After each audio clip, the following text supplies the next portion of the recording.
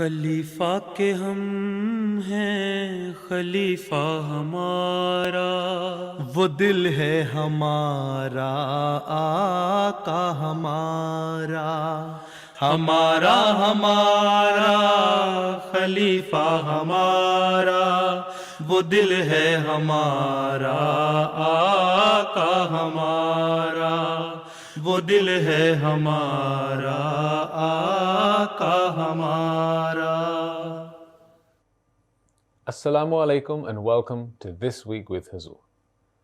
Last weekend, Hazrat Khalifatul Masih V graciously attended the National Ijtema of Majlis Khuddamul Ahmadiyya and Majlis Atfalul Ahmadiyya UK. We are honoured to present highlights of the concluding address delivered by beloved Huzoor. The National Ijtema of Majlis Khuddamul Ahmadiyya UK, held at Old Park Farm in Kingsley, Alton, concluded with a faith-inspiring address by Hazrat Amirul Mu'mineen Khalifatul Masih V, Ayyadahullahu Ta'ala bin Nasrihil Aziz. It was the first year since the pandemic that the Ijtema was held for 3 days. Upon Huzoor's instructions, some of the activities of the Ijtema were scaled back out of respect for the demise of Her Majesty Queen Elizabeth II, as mentioned by Hazrat Khalifatul Masih, may Allah be his helper, during his concluding address. Originally, Majlis Khuddamul Ahmadiyya had included a full sports programs in the Ijtema program. However, upon the sad demise of Her Majesty Queen Elizabeth, I instructed Sadr Sahib that the sports and games be scaled back as a mark of respect. I deemed it essential because the Queen was our long-serving head of state and she led the nation with great dignity and justice for over 70 years. During her reign, the United Kingdom remained a beacon of religious freedom in the world. Indeed, the Queen herself advocated for true religious freedom and interfaith harmony on many occasions. Thus, we are grateful to have lived under such a gracious monarch. As Ahmadi Muslims, we should be particularly appreciative of the fact that we were given the opportunity to establish our Jamaat's international headquarters after the migration of Hazrat Khalifatul Masih IV, Rahimahullah Ta'ala, in the United Kingdom during the reign of Queen Elizabeth, and have been able to practice and propagate our religion, Islam, freely. In this regard, we will always be grateful to Queen Elizabeth, the British government, and this nation. Furthermore, we pray that our new head of state, King Charles III, continues to ensure that religious freedom and justice for all people remains a hallmark of this nation and that the rights of the people are always fulfilled. In keeping with Huzoor's instructions, the Ijtema included an exhibition on the life and service of the Queen, and the flags of the nation were flown at half-mast. Actually, it's quite a sad and somber occasion this year, sadly following the demise of Her Majesty Queen Elizabeth II. She was the mother of the nation. She has served the country for 70 years, more than 70 years. And it's a really sad news that burned my heart. Ijtema obviously had been pre-planned for a very, very long time, but unfortunately we heard the sad news of the Queen's passing on Thursday evening, which was a very sad news for us. Our Khalifa shared his thoughts and his prayers for the Queen, which we all share, as Ahmadi Muslims share as well. We are mourning our Queen, and the fact that our celebration of the Ijtema, which is generally an event of celebration, needs to take that into consideration as well. So one thing that I've noticed is that the flags that have been hoisted to half-mast. In the same way, I've seen a very interesting exhibition that they've set up in memory of the Queen as well, and our prayers go out for her and her family. During the final session, a video including highlights of the Ijtema was played. दोस्तों आगे बढ़ते रहो दम बदम दोस्तों आगे बढ़ते रहो दम बदम दोस्तों ना खुदा गर खुदा को बनाते रहे साहिलों पे सफीना भी आ जाएगा उसके हुक्मों पे सर जो झुकाते रहे जिंदगी का करीना भी आ जाएगा साथ वो है तो फिर कैसा गम दोस्तों आगे बढ़ते रहो दम बदम दोस्तों देखो रुकने ना पाए कदम दोस्तों देखो रुकने ना पाए कदम दोस्तों आगे बढ़ते रहो दम बदम दोस्तों जो खिलाफत के दामन को थामे रहे रहमतों की कबाएं भी पा जाएंगे इसकी रस्सी को मजबूत पकड़ेंगे जो नुसरतों की रिदाएं भी पा जाएंगे देख लेंगे ये अहले सितम दोस्तों आगे बढ़ते रहो दम बदम दोस्तों आगे बढ़ते रहो दम बदम दोस्तों देखो रुकने ना पाए कदम दोस्तों देखो रुकने ना पाए कदम दोस्तों आगे बढ़ते रहो दम बदम दोस्तों During the concluding session, Huzoor also awarded the best qiyadat for Atfal and Khuddam with the flag of Majlis Khuddamul Ahmadiyya as part of Al-Inami. Beloved Huzoor has approved the following Al-Inami winners for Atfalul Ahmadiyya and Khuddamul Ahmadiyya for the year 2020 to 2021. Al-Inami winner for Atfalul Ahmadiyya is Wimbledon Park Qiyadat. Al-Inami was first held in 1939 by Hazrat Khalifatul Masih V Raziyallahu Anhu and was given to the best Majlis. It is a sign of reminding the Majlis about the responsibilities associated with upholding the flag. Barakallahu lakum. Al-Inami winner Khuddamul Ahmadiyya is Milton Keynes Qiyadat.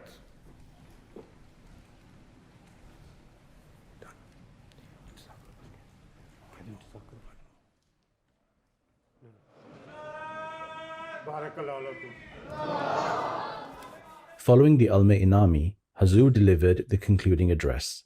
During the address, Huzoor spoke about the responsibilities of Majlis Khuddamul Ahmadiyya. Today, in this concluding session, I wish to mention some of the fundamental responsibilities and obligations of members of Majlis Khuddamul Ahmadiyya. Above all, you must never forget that the true purpose for which Allah the Almighty created human was for His worship. And in this regard, the primary form of worship are the 5 daily prayers, that is Salat or Namaz. Anyone who calls themselves a Muslim must pay great attention to ensuring that they protect and guard their worship, which requires them to be regular and punctual in offering namaz with utmost sincerity. The reason Allah the Almighty has made namaz obligatory is because a person cannot remain spiritually alive without it. In other words, salat is indispensable, and person's faith and spirituality cannot survive without it. with the grace of Allah, many young Ahmadis are very diligent in offering namaz and have developed a personal connection with Allah the Almighty. I have observed such a spirit within many young Ahmadis. I have met, or it has become apparent through their letters to me. Yet there is no room for complacency regarding the worship of Allah the Almighty. We must never let our standards slide. We must continuously seek to improve and strengthen our connection with our Creator. Just as our physical bodies require food and air, in the same way, our souls need continuous spiritual nourishment. It is a great favor of Allah the Almighty that He has blessed our Jamaat with many sincere people of all ages, ever ready for any duty, assistance, or sacrifice. Whenever called upon, they immediately respond by saying, "We are here and ready," labbaik, and present themselves for whatever service or sacrifice is required for their faith. For example, just recently, thousands of Ahmadis, men, women, and children presented themselves for duty at the UK Jalsa and set aside their everyday work and routine for the sake of the Jamaat. And to some extent, the same happened during the preparation of this Ijtema. Many did not sleep properly for days or even weeks, but never once did they neglect their duties or express any sense of frustration or fatigue. Similarly, when it comes to financial sacrifice in the way of Allah, there are countless Ahmadis worldwide who contribute wholeheartedly whenever any scheme is launched and make great sacrifices in order to play their role in the propagation of Islam. At the same time, it is virtually important to remember that it is not enough to offer temporary sacrifices or to live righteous lives for just a few days. Rather, Allah the Almighty desires for a permanent state of righteousness amongst His people, and as I have already outlined, fundamental to achieving this state is namaz. In this regard, Allah the Almighty states in the Holy Quran, "Aqimis salat, inna salata tanha anil fahsha'i wal munkar, wala zikrullahi akbar." Observe prayers. Surely prayer restrains one from indecency and manifest evil. And remembrance of Allah indeed is the greatest virtue. In this era, a multitude of vices are prevalent in society. Sinful temptations lie at every turn and every corner, seeking to corrupt and destroy the fabric of society. In particular, one major vice that I wish to warn all of you about is falsehood.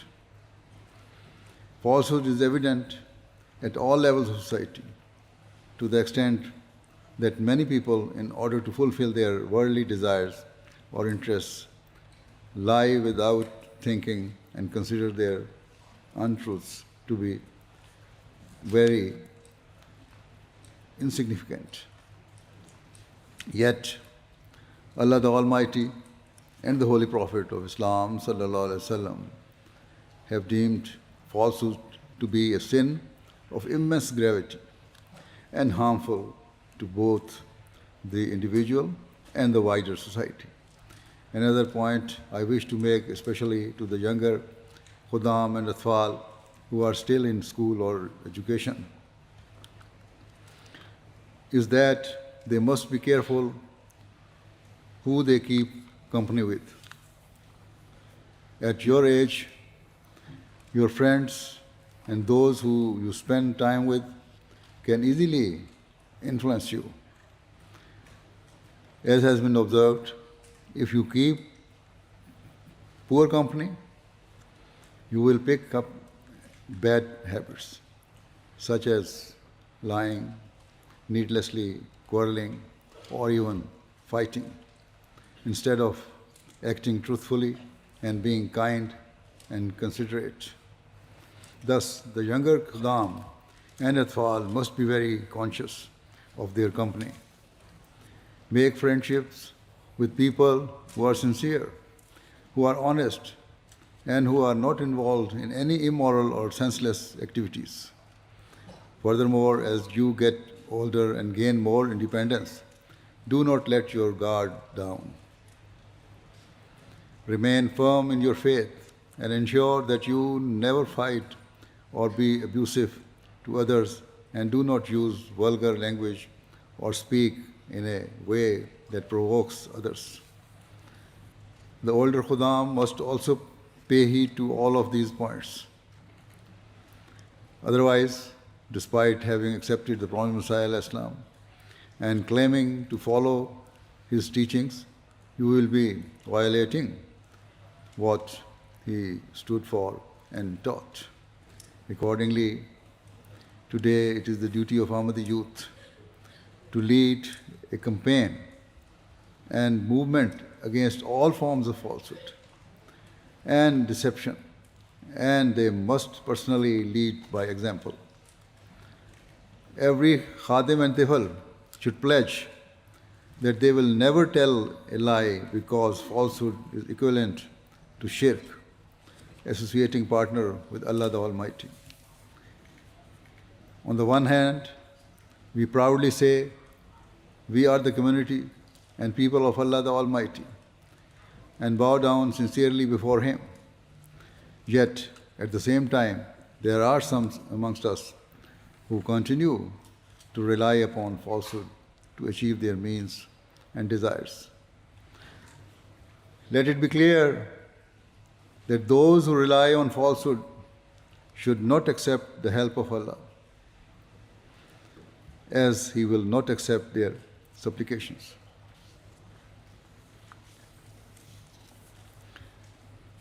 As I said, the time is now for every Khadim and every Tifl to pledge that they shall never utter any falsehood. The time is now for you to lead a movement to uphold the truth and become those who worship Allah in the best way and whose moral standards are of the highest order. If our youth can reject all forms of falsehood and remain forever truthful, then all other good morals will automatically be instilled within them. I also wish to say to the younger Khuddam who have just taken their first step into Khuddamul Ahmadiyya that they should not think theirs is an age of mere recreation or fun. You have also reached an age where your thought processes and conduct should be maturing daily. For quite some time, I have been mentioning the early history of Islam in my Friday sermons, during which I have narrated the incidents of many young boys from that era. No older than you, who were able to offer extraordinary sacrifices for the sake of Islam and achieved great successes. This was all because they understood their purpose and the challenge that lay before them. They understood that it was up to them to fulfill the purpose of their life through the worship of Allah, and it was up to them to manifest the highest of morals at all times. They understood their value and worth as young Muslims They understood the purpose of their creation, and this ensured they played an outstanding role in transforming a society defined by immorality and ignorance into a pure and righteous community, the like of which the world had never seen before, and one that will forever serve as a beacon for all mankind.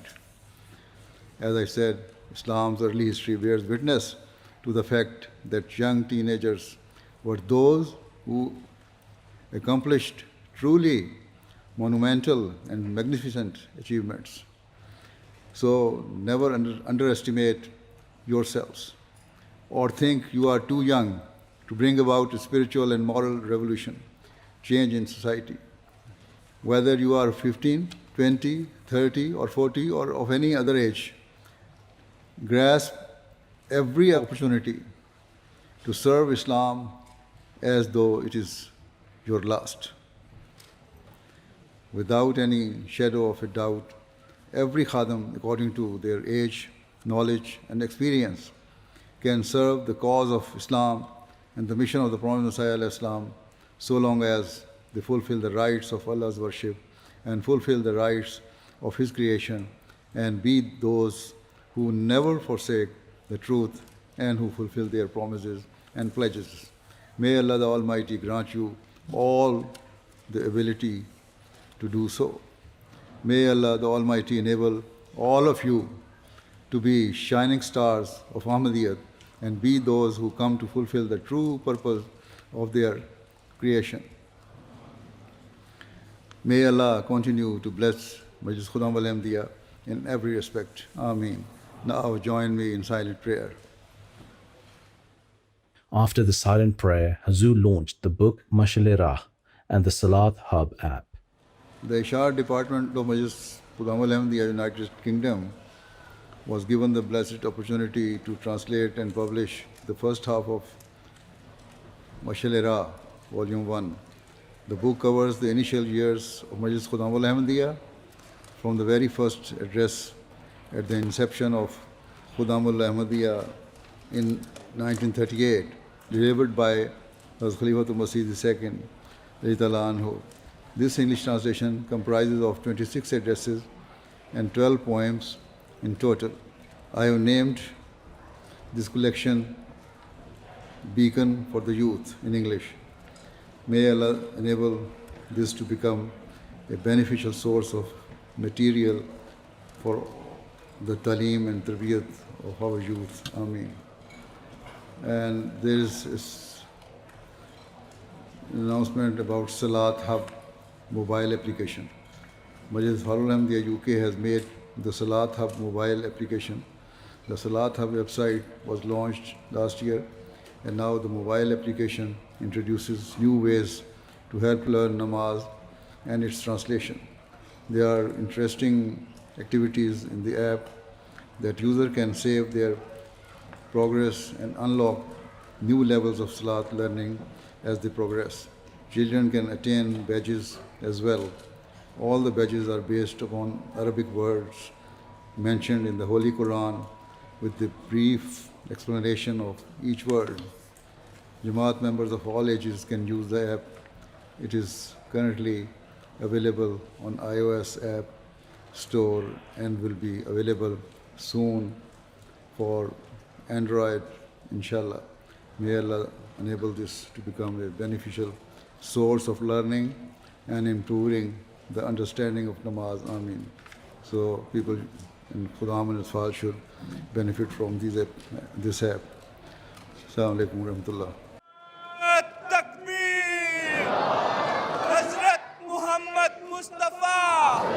يا رب صل على نبيك دائما في هذه الدنيا وبعث ثاني.